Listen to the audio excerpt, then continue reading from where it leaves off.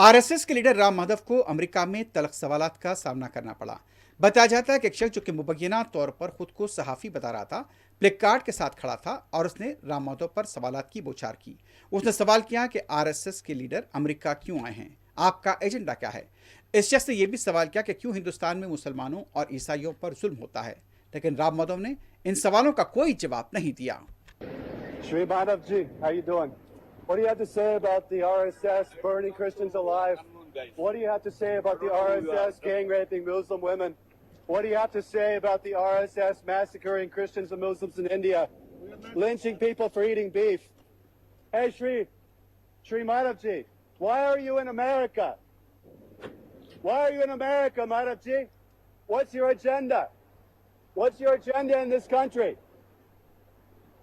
What are you trying to accomplish? What are you attempting to influence in terms of American politics? Who are you meeting with?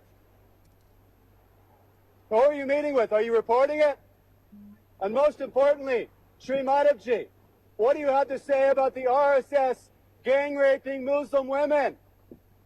Raping Christian nuns? Nothing?